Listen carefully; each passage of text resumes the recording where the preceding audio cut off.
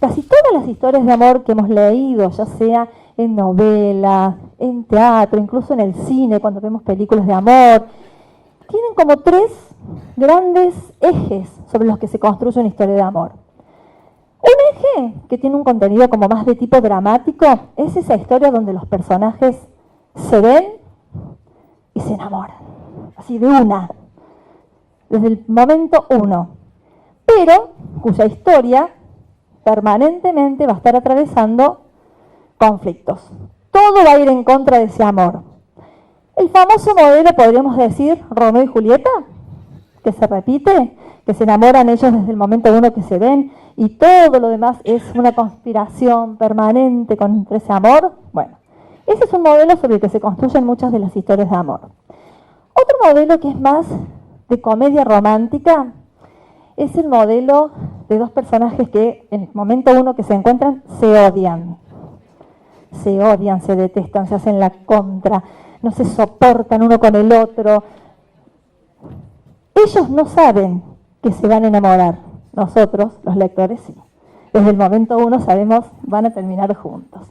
Y a lo largo de ese relato hay un momento en el que ella se da cuenta que algo más hay o que mira de otra manera a este personaje y viceversa. Puede ser en el mismo momento, puede ser en momentos alternativos. Y un tercer modelo, que es el de la complicidad. Esos personajes que se conocen de chicos, que son amigos, que son cómplices, que se cuentan a quién le gusta uno, a quién le gusta el otro y demás, pero que en algún momento pasa algo, ¿no? A mí es un modelo que me fascina, que tiene que ver un poco con este libro Donde termina el arco iris, ¿sí? Que después dio lugar a una película que se llama Love, Rosie, pero digo, puede tener ese componente más de comedia, pero puede tener también un componente dramático como Cumbres Borrascosas, ¿no? Que ellos se conocen desde muy chicos y termina siendo un amor absolutamente tóxico, enfermizo, ¿no? Con un montón de matices. Pero empieza desde ese momento. Casi todas las historias que a veces leemos y construimos tienen que ver con esos ejes universales. Después cada autor le pone su impronta. Estos tres grandes, bien claros que recién comentaba Fer, nosotros la idea que tenemos es dejarles a ustedes en sus manos, que después Fer los va a colgar en las redes para que tengan todos estos tips para las que les gusta escribir. Está muy claro. Y son los tres grandes que abarcan todo, los clásicos. ¿Cuántas personas escriben la historia de amor de Romeo y Julieta? 200. Y son 200 apreciaciones distintas, 200 lecturas distintas, que van a tener 200 veces distintas emociones en cada uno de nosotros, porque cada uno es diferente. ¿Cómo cuento una historia de amor? ¿Cómo lo siento? Y si no me conozco, importante es que me pueda descubrir de cómo soy contando una historia de amor, ¿sí? Porque entonces, esa va a ser mi impronta después. Porque ya vamos a ver que las historias de amor no solamente es la historia de amor. La historia de amor se construye a través de toda una red de historias de personas, con situaciones, con vidas, con altos y bajos, que bueno, los vamos a ir después detallando cada uno.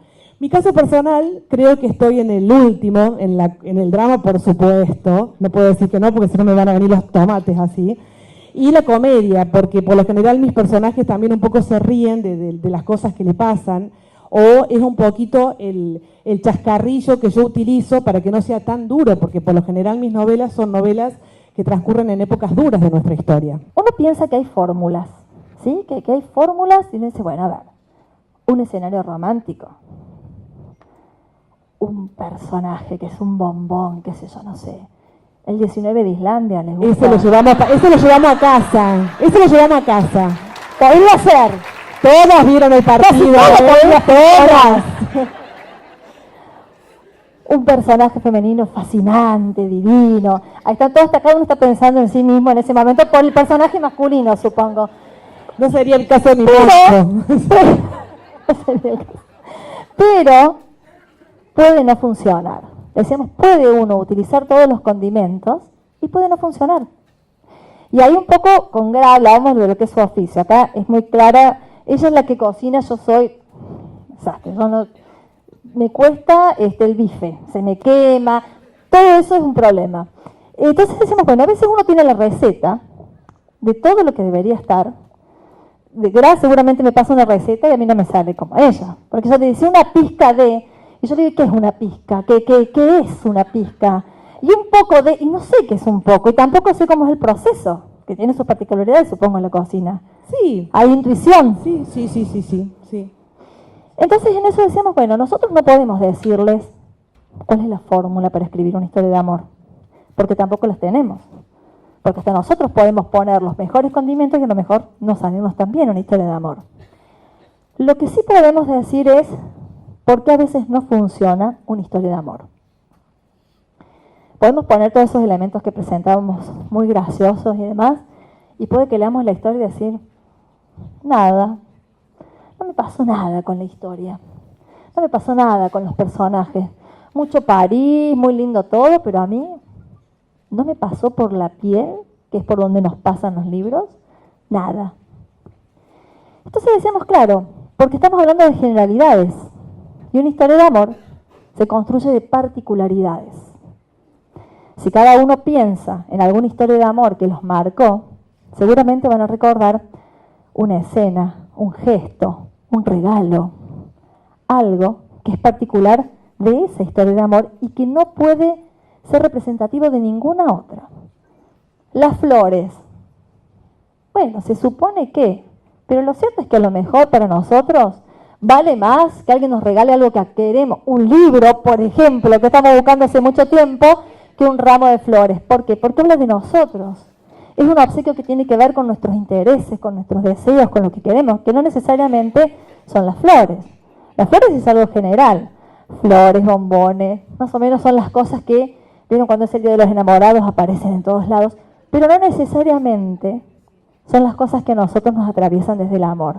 Y nosotros, eso es lo que vamos a hablar hoy. Vamos a ver como una serie de tips sobre las particularidades sobre las que nosotros, por lo menos, escribimos una historia de amor. Particularidad 1, personajes. Yo soy de la idea, y un poco con Gra coincidíamos, que cuando uno empieza a escribir, los personajes son como lo esencial, ¿no? Es donde desde nosotros partimos a contar una historia, porque esa historia de amor es particular para esos personajes y los tenemos que conocer. Y no es tan valioso si el personaje es súper buen mozo, porque yo les puedo asegurar que por fuera de personajes que sabemos en quién se inspiró la autora, si nosotros tiramos un personaje X, seguramente todas lo imaginaron diferente. Con respecto a las comidas, ¿por qué es importante lo que también charlábamos con Fer? Muchas veces uno quiere hacer algo, yo por ejemplo todavía estoy renegando con la sopa de setas de Cristina Bajo, chicas, hoy, en el libro de comidas que ella... No me la pase porque no, y la probé por ella, de eso. No, todavía no lo logré. Bueno, ¿qué tiene que ver esto? ¿Qué es lo que quiero decir con esto? Que lo importante no es copiar, por eso insisto, lo importante es que las cosas salgan de acá, del estómago, del corazón, que sean nuestras. Por ejemplo, mi comida preferida es el locro. Una vez, y me gusta mucho lo picante, entonces una vez, todos los años preparamos locro con mi marido así, porque después nos gusta, no nos conformamos con poquito, entonces lo vamos extendiendo y lo vamos frizando. Dije, le voy a poner un poquito más de picor, y lo arruiné, porque le puse mucho ají, y por supuesto, ni yo lo podía comer, porque por eso es importante, porque uno cuando va cocinando, por más que están las recetas, está la base, la de Doña Petrona, de un montón de cosas, uno tiene que poner lo de uno, ¿sí? Y eso es lo que lo hace genuino, lo que lo hace interesante. Y bueno, y respecto a lo que después decía Fernanda con respecto a los personajes, ¿qué pasa con las historias de amor? Yo en mi experiencia última, bueno, siempre con mis personajes, ustedes saben que tengo un personaje que es enano, tengo un personaje que tiene síndrome de Down, tengo un personaje que es una india, personajes principales. Trabajo mucho con los personajes. ¿Y cómo trabajo con los personajes? Trabajo en mi trabajo, en mi otra vida, digo yo, cuando trabajaba en las empresas, utilizábamos mucho la neurolingüística. Me ayuda mucho a construir los personajes, porque a ver, si yo tengo un personaje que es un apasionado a la hora del amor, no va a ser un delicado. Y si tengo un personaje que es un delicado, no puedo después describirlo saltando del ropero, cayendo a la cama tipo un león. Entonces esas cosas son las que construyen el personaje dentro de la historia. Hay un libro de Stamateas que se llama Gente Tóxica, es un libro de autoayuda, pero define perfectamente los perfiles. Y eso es genial, nos ayuda un montón. ¿Por qué?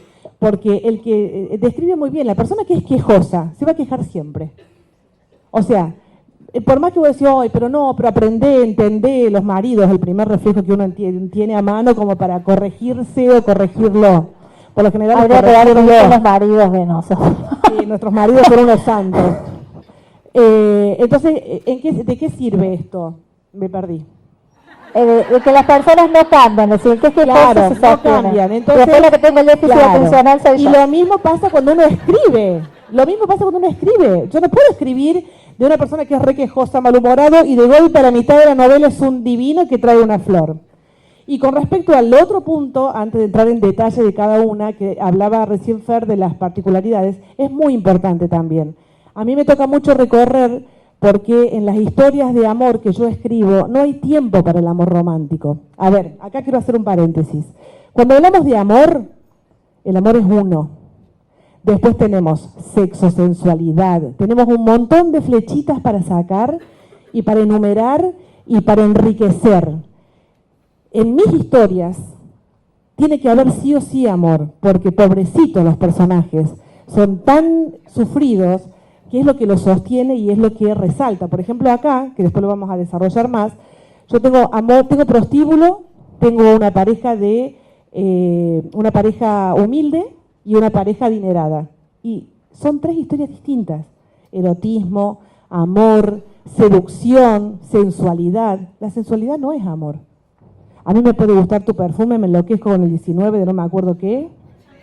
Yo estoy con Tevez de boca, ¿viste? Y eso no es amor. Y eso también tiene que estar, cuando nosotros escribimos tenemos que prestar atención a todo eso. Porque eso es lo que decía recién Fernanda, ¿por qué fracasan las historias de amor? Porque no son historias de amor. Sí, y cuando hablamos de personajes, que sería como la primera particularidad a tener en cuenta, tenemos que hacer creíble que estos personajes, ¿no? Sean un hombre y una mujer, dos hombres, dos mujeres, digamos, el concepto de pareja que se nos ocurra construir, tengan forma de construir ese amor. Porque en realidad el amor es un proceso también que tiene que ver con la comunicación. Y si no tenemos códigos en común, es muy difícil que esto funcione. Por eso es difícil a veces cuando pensamos en una problemática donde aparecen las clases sociales, decimos, bueno, a ver, no es un problema solo de clases sociales, tenemos que encontrar puntos culturales que puedan unir a estos personajes, que exceda la atracción, la sensualidad, como decía Lagrá. Por eso necesitamos tener muy en claro estos perfiles psicoemocionales del personaje. No es necesario que nosotros contemos todo el lector, pero el autor sí tiene que saber todo de sus personajes. Sí, es decir, a veces no contamos toda la historia, pero nosotros conocemos esos detalles más íntimos, ¿no? Más oscuros, como uno también. Uno no pasa por la vida contando todos los detalles de su vida, ni todas las cosas que le pasan, va relatando algunos. Pero habrá cosas en su gestualidad, en su lenguaje, esto que decía Lagrá, si es un personaje que se huraño, que se queja y demás, y bueno, no podemos hacerlo parecer en el capítulo 5 como un dulce de leche que llega con... porque no es a lo mejor lo que haría ese personaje. Entonces, es muy importante, primera particularidad, para que si quieren ir tomando nota, el tema de construir muy detalladamente, con trazos gruesos y finos, ¿sí? El que sabe de dibujo, pintura, seguramente a este personaje, a estos personajes. ¿Y cuál va a ser el camino que van a tener estos personajes para poder encontrarse? No se trata solo de que, están los dos solos, como cuando queremos presentar a unos amigos y le decimos, vos sabés que se divorció y este es soltero y los presentamos y no pasa nada, ¿sí? Porque no se trata solo de circunstancias, se trata de que haya cosas en común entre los dos. Claro, todo es consecuencia de... La historia de amor transcurre dentro de otra historia. Y estos personajes, cuando recién decía Fer, que hacía referencia a las particularidades de cada uno y que el autor debe saber la historia. Yo tengo un personaje que se llama Josefa de los Amantes de San Telmo, los que leyeron saben, es un personaje malo. Bueno, trabajé con una psicóloga porque, a ver, yo sentía las culpas que no debía sentir el personaje. Era una mala madre. Hay malas madres. Entonces, yo decía, pero no, ¿cómo puede ser que no quiera a su hijo? Y no lo quería. Entonces, pero a ver, yo después, o sea, antes, construí toda la historia psicológica de esta persona. Las personas somos como somos por las historias que tuvimos. por las vivencias que tuvimos, los personajes también, si no quedan sueltos, ¿o no? Exactamente, por eso ese es como un detalle importante para la escritura. Segundo detalle, son justamente los detalles. Las historias están construidas de detalles, por eso hablamos de que no es lo mismo la generalidad que la particularidad. Si yo les digo, recuerden un detalle de alguna historia de amor que vivieron en la adolescencia, en la infancia, seguramente se van a acordar del detalle. El detalle puede ser una carta, el detalle puede ser una fiesta, algo que ocurrió en una fiesta, el detalle puede ser una palabra, el detalle puede ser un regalo, el detalle. Ese detalle que solo tiene valor para esos dos personajes y para nadie más. El detalle puede ser también, yo no tengo mucho detalle en mis novelas porque, como les decía, los míos pobrecitos no tienen tiempo para el amor romántico. El detalle es una mirada también, un detalle sensual, una caricia. Ustedes se imaginan a Moncho, pobrecito, se iba a trabajar a las 8 de la mañana, volvía a las 9 de la noche, encima de que era feo, todo sucio, pero a lo mejor las chicas lo vieron lindo, con olores, y bueno, y Celide lo adoraba, entonces ahí también en la construcción hay que buscar esos detalles, porque sin detalles no se enriquece la historia, y los detalles pueden ser de las más variadas de lo que ustedes se pueden imaginar. En el amor romántico puede ser una flor, en esta situación un roce, algo que simbolice es un cuadro algo para ellos y para nadie más, que no tenga valor para nadie más, solo para esas dos personas. Tercera particularidad, yo lo voy a producir ahí un cambio. Trajimos una ayuda de memoria porque no teníamos que ir a pasar. Fernanda, me diste el libreto y me estás cambiando, es como Olmedo. Pasar del 4 al 3. Ah, hay alguna de mi edad por acá, de Olmedo. Es el escenario. Nosotros también tenemos que tener en cuenta dónde transcurre la historia. Ustedes saben que cuando nos hacen entrevistas, y acá hay autoras amigas, colegas y amigas también del género, hace un tiempo, cuando salió la serie Hablemos de Amor, me hacen una entrevista y un periodista que no venía del ámbito, divino, un gran periodista, pero lo que él me quería llevar a decir, digamos, de que las novelas románticas replican modelos machistas. Concretamente, eso era la pregunta. No podía genio, se lo prohibí.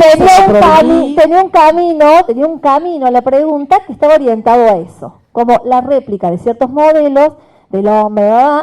Entonces, mi respuesta fue, a ver, depende el periodo en el que transcurre la novela. Si yo escribo una novela del siglo XIX, lamentablemente será la estructura social. De hecho, le aclaro en esa nota, la mayoría de las protagonistas de nuestras novelas casi siempre rompen con esas estructuras sociales, quizá muy audazmente, ¿no? Entonces, tiene una gran audacia, tiene una gran valentía para romper con cosas impuestas de esa sociedad que sí existía y tenía determinadas características. Y los hombres funcionaban de determinada manera y las mujeres también. Entonces, yo no puedo tampoco, y esos gestos de valentía siempre tienen un costo para las protagonistas, ¿no? ¿Por qué? Porque están en esa sociedad. No porque nosotros la hayamos construido, era la sociedad que existía. Entonces, muchas veces cuando se presentan estos debates, yo creo que la novela histórica lo que vino justamente a plantear es algo muy diferente, es visibilizar a la mujer en una época, en un periodo que no estuvo visibilizada ni siquiera por la historia durante mucho tiempo. Posteriormente al break creo que viene Gabriela Margal, que tiene un libro muy lindo, estas seguidillas que están haciendo con Manso, ¿no? De las historias de mujeres. Y uno ve ahí historias de un montón de mujeres que han sido casi desconocidas para nosotros y que a nosotros también como autora nos pasa, que escribimos y decimos, pero mira lo que hay detrás de esto. Por eso el escenario es importante y lo tenemos que respetar y tenemos que conocerlo. No para abrumar al lector con una interminable cantidad de datos históricos, pero sí para que el lector pueda entender dónde están estos personajes, de dónde son, cómo piensan, cuáles son las características culturales, cómo se mueven. Y ese trabajo del escenario es muy intenso en el trabajo nuestro, ¿no? De escritoras. Y nosotras, la mayoría, escribimos novelas históricas y el amor, chicas, era distinto. Las mujeres fuimos escritas por los hombres, siempre, todavía nos cuesta. Hay mucho mandato masculino, mucho todavía, en las empresas. Yo que he trabajado durante 20 años en empresas, lo que voy a contar, bueno, la primera vez que fui jefa de una empresa hace 15 años fue en una multinacional, porque, y más nosotros, ¿no? Acá, o sea que tenemos toda esta historia que nos pesa y un montón. Es muy importante cuando uno va leyendo una novela, como se darán cuenta, la historia de amor es una parte de un gran todo que se construye y que hay que tener en cuenta y respetar todo este todo, por valga la redundancia. En el siglo XIX, en el siglo XVIII, y bueno, si seguimos, las mujeres éramos tratadas distintas. Hay un montón de mujeres audaces. Yo siempre digo que si nosotras hubiésemos vivido en ese siglo hubiéramos durado 5 minutos, porque no somos mujeres de obedecer tranquilamente todas las reglas. Bueno, no sabemos, mirá, la Juana Zurduy vivió casi hasta los 90, sí, pero ¿no? guerreando y luchando, o sea, no, digamos que no es la particularidad. Ahora, yo también quiero realzar esas mujeres que nosotros las describimos en algunos casos víctimas, ¿no? Porque pobrecitas se casaban con quien se tenían que casar y a lo mejor ellas en su adentro tenían toda una historia y apasionadas, como somos nosotras, porque a ver, no cambiamos. ¿Qué cambia? Cambia la historia, la cuestión cultural. Nosotras siempre somos las mismas. Yo digo, Dios mío, o sea, estar lo que soy ahora 300 años atrás. Gracias Dios que me toca en esta época. Bueno, me fui del tema. Tenemos que respetar muchísimo el contexto histórico, que es cómo se vestían. Un día se me planteó una duda y Daniel Balmaceda me ayudó. Yo digo, ¿qué? Los calzones, ¿cómo miércoles eran los calzones? Chicas, estoy sacando calzones todo el tiempo en las novelas. ¿Cómo eran los calzones de las mujeres? Con las puntillitas, con esto, porque hay como las épocas van cambiando y eso también va cambiando. Y no hay libro de esos. Sí, yo ahora leí uno que sobre todo la moda, digamos, de Argentina, creo que se llama así, moda de la Argentina, una cosa así, que va contando distintos periodos y por qué los cambios, ¿no? Porque la moda, a mí me pasó con respecto a eso, la nueva novela que ya terminé, en un momento la leí y decía, esta novela, hay algo que no funciona en esta novela, que no funciona, y no encontraba qué. Y después me di cuenta que la novela transcurre a inicios del siglo XX, pero cuando yo la leía, la sentía como una novela del siglo XIX. Y no podía entender por qué. Entonces lo primero que empecé fue, por eso encontré el libro.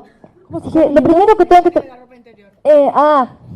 bueno, y ahí entonces empecé a indagar sobre el tema de la moda. Dije, voy a empezar por las características del personaje femenino con el tema de la moda. Y fue increíble cómo los cambios culturales que se dan porque digamos, lo que incide en la moda son cambios culturales específicamente y que producen a su vez otros cambios, cómo le dio como un refreshing, ¿no?, a la historia y lo trasladó automáticamente casi a otro siglo.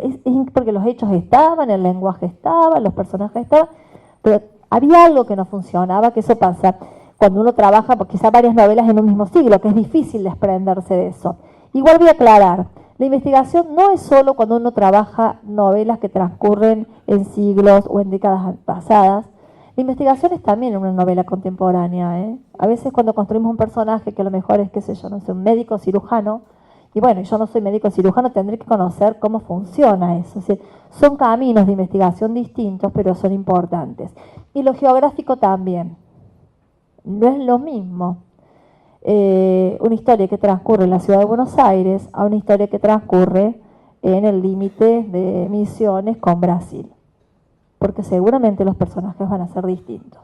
Entonces, para repasar lo que apuntamos hasta ahora, particularidad 1, los personajes, particularidad 2, habíamos dicho los detalles significativos para esos personajes, particularidad 3, el escenario, el contexto de la época, y vamos al 4, que serían los conflictos. Eso es un conflicto, no sé para vos.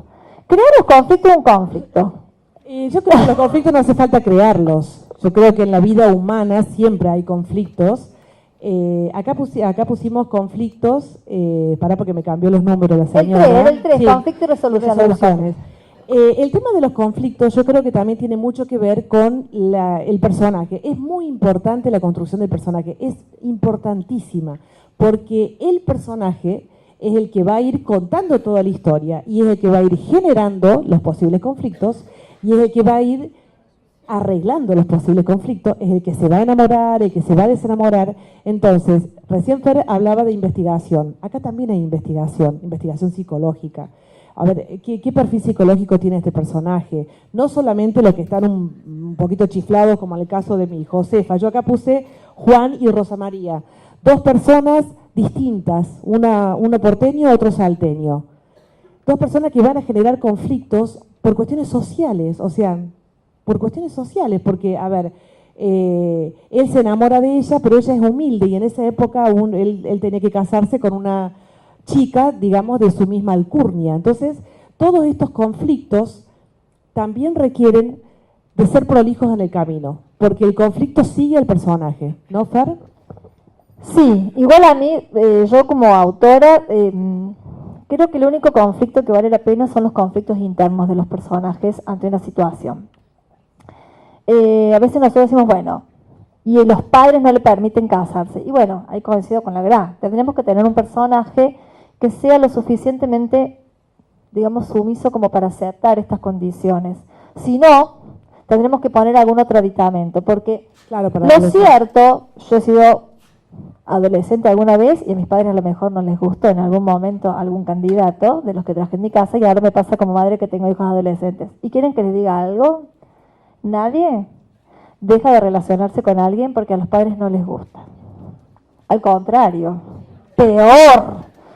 Esto se lleva para la vida, no para escribir, sí, sino eso para ahora, ¿no? peor. Eso ahora basta que el padre te diga que no, siempre vas a encontrar la forma de encontrarte. Entonces, a veces decir, bueno, a ver, ¿cuán real es este conflicto que estoy planteando y cuánto se puede sostener este conflicto? A mí me parece que tiene que ver más con conflictos interiores de lo que pasa internamente a los personajes. Y a veces los conflictos son cosas que no tienen que ver ni con engaños, ni con terceros, ni con nada. Yo no tengo muchas parejas protagónicas que se dividan por terceros, por ejemplo. No tengo necesariamente muchas parejas que tienen que ver con eso.